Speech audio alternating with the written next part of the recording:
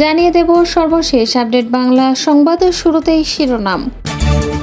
বাংলাদেশের বন্যা নিয়ে কটাক্ষ করে কাণ্ডজ্ঞান শূন্য বিবেকহীন অমানবিক সংবাদ প্রকাশ ভারতীয় সংবাদ মাধ্যম G24 ঘণ্টার। আমরা বাঁধের মুখ খুলিনি, একা একা খুলে গেছে বলেছে ভারত। পালিয়েও শেষ রক্ষা হলো না ঘাতক দালাল নির্মূল কমিটির সাবেক সভাপতি শাহরিয়ার কবির ওরফের মুরগি কবিরের। এবং সর্বশেষে দেখবেন রিমান্ডে চাঞ্চল্যকর তথ্য দিচ্ছেন গ্রেপ্তার হওয়া মন্ত্রীরা। গত নির্বাচনে আওয়ামী লীগকে ক্ষমতায় আনার নীল নকশার পেছনে শেখ হাসিনা পুত্র সজীব ওয়াজেদ জয়ের নির্দেশনা ছিল। থাকছে বিস্তারিত প্রতিবেদন। এতক্ষণ শুনছিলেন সংবাদ শিরোনাম, এখন থাকছে বিস্তারিত। ভয়ঙ্কর সব তথ্য বেরিয়ে আসছে রিমান্ডে নেওয়া আসামিদের থেকে। এসব তথ্যে ফেঁসে যেতে পারেন সাবেক সরকারের ঘনিষ্ঠ অনেকেই। শেখ হাসিনা সরকারের বেশ কয়েকজন মন্ত্রী এমপি গ্রেপ্তার হয়ে রিমান্ডে আছে। এই তালিকায় নাম রয়েছে আওয়ামী সরকারের আনুকূল্যে পাওয়া কয়েকজন সরকারি কর্মকর্তাও। গ্রেপ্তার হয়ে রিমান্ডে নেওয়া হয়েছে এমন তালিকায় নাম আছে সাবেক আইনমন্ত্রী আনিসুল হক, সাবেক প্রধানমন্ত্রীর বেসরকারি বিনিয়োগ বিষয়ক উপদেষ্টা সালমান এফ রহমান ও সাবেক প্রতিমন্ত্রী জুনায়েদ আহমেদ পলক। এদের কাছ থেকে বের হয়ে আসছে চোখ কপালে ওঠার মতো সব তথ্য। দেশের বড় বড় সব দুর্নীতির সাথে সাবেক প্রধানমন্ত্রী শেখ হাসিনার ঘনিষ্ঠজনরা জড়িত ছিলেন এমন তথ্য দিচ্ছেন গ্রেপ্তার হয়ে রিমান্ডে থাকা আসামিরা। পুলিশের কাছে তারা জানিয়েছেন, শেখ হাসিনার আত্মীয় স্বজনের কারণে ব্যস্ত সময় পার করা লাগত বিভিন্ন মন্ত্রণালয়ের শীর্ষ কর্ত ব্যক্তিদের। এমনকি বিভিন্ন প্রকল্পের কমিশনের বড় একটি অংশ নিজেদের পকেটে ঢোকাতেন বলেও জানিয়েছেন তারা। জানা গেছে, দীর্ঘ সময় ক্ষমতা আঁকড়ে থাকা সাবেক প্রধানমন্ত্রী শেখ হাসিনার ঘনিষ্ঠজনদের সাথে সখ্যতার কারণেও অনেক কর্মকর্তা বাগিয়ে নিতেন নানা সুযোগ সুবিধা, নিজেরাই বাগিয়ে নিতেন বড় বড় অনেক প্রকল্প।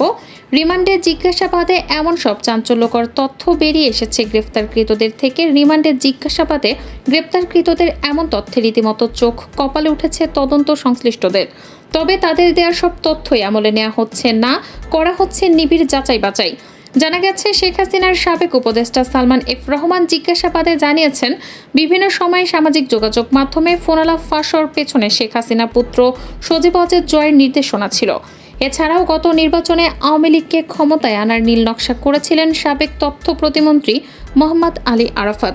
এমনকি এই নির্বাচন নিয়ে কয়েক শত কোটি টাকা কামিয়েছেন প্রথমবার এমপি হয়ে মন্ত্রিত্ব পাওয়া আরাফাত।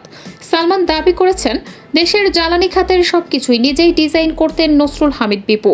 এমনকি বিপু বাপেক্সকে দেশের কল্যাণের বাইরে নিজের কল্যাণে ব্যবহার করতেন বলেও জানিয়েছেন তিনি। অন্যদিকে রিমান্ডে থাকা সাবেক প্রতিমন্ত্রী জুনায়েদ আহমেদ পলক জানিয়েছেন, সরকারের নির্দেশেই তিনি বিভিন্ন অপরাধে জড়িয়েছেন। হাসিনা পুত্র জয় আইসিটি উপদেষ্টা হওয়ায় এই খাতে কোনো জবাবদিহিতা ছিল না। ফলে তথ্য প্রযুক্তির উন্নয়নের নামে একের পর এক প্রকল্প বানিয়ে বাজেট থেকে শত শত কোটি টাকা লোপাট করেন। এমনকি পলকের স্ত্রীও বনে যান হাজার হাজার কোটি টাকার মালিক। ভারত ছাড়লো জল, হাবুডুবু খেতে খেতে বাংলাদেশের কাতর আর্জি। বাংলাদেশের বন্যা নিয়ে কটাক্ষ করে এমন কাণ্ডজ্ঞান শূন্য বিবেকহীন অমানবিক সংবাদ প্রকাশ করে ভারতীয় সংবাদ মাধ্যম G24 ঘণ্টা। বাংলাদেশের বন্যা পরিস্থিতি নিয়ে এমন সংবাদ প্রকাশের জেরে জি মিডিয়ার ওয়েবসাইট হ্যাক করে বাংলাদেশি হ্যাকাররা ওয়েবসাইটে লিখে দিয়েছে, বাংলাদেশের পরিস্থিতি নিয়ে মজা করার জন্য এই সাইটটি হ্যাক করা হয়েছে। আরও নোংরা করলে নিউজ চ্যানেল দখল করে ধ্বংস করব। কয়েকদিনের টানা বৃষ্টি ও ভারতের ডুম্বুর ও গজলডোবা বাঁধ খুলে দেয় বাংলাদেশের উত্তর পূর্বাঞ্চলের বেশ কয়েকটি জেলায় ভয়াবহ বন্যা দেখা দিয়েছে। এতে লাখ লাখ মানুষের ঘরবাড়ি ও ফসলি জমি নষ্ট হয়েছে। ভয়াবহ এই মানবিক বিপর্যয়ের মধ্যেও নির্লজ্জ কটাক্ষ করল ভারতীয় এই মিডিয়া।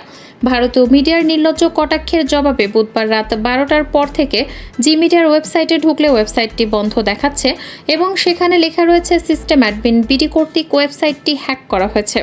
G24 জি মিডিয়ার অধীনস্থ একটি সংবাদ মাধ্যম।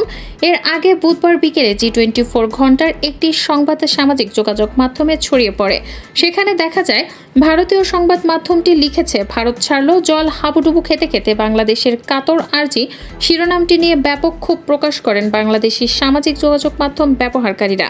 পরে সমালোচনার মুখে ওই শিরোনামটি পরিবর্তন করা হয়।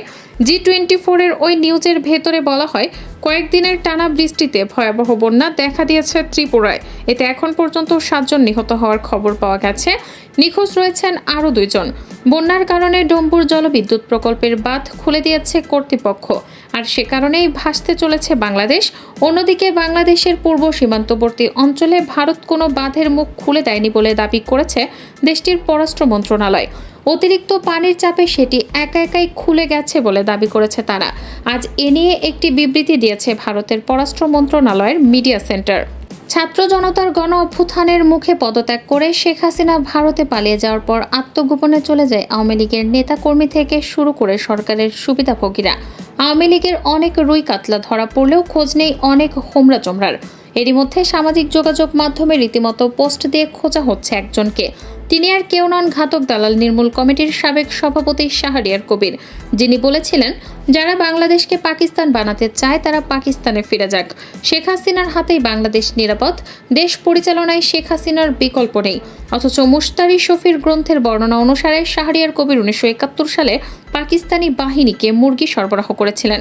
লেখক মুশতারি শফির লেখা বেগম জাহানারা ইমামের স্মৃতির উদ্দেশ্যে চিঠি নামক বইয়ে শাহরিয়ার কবির সম্পর্কে এসব কথা উল্লেখ করা হয়েছে।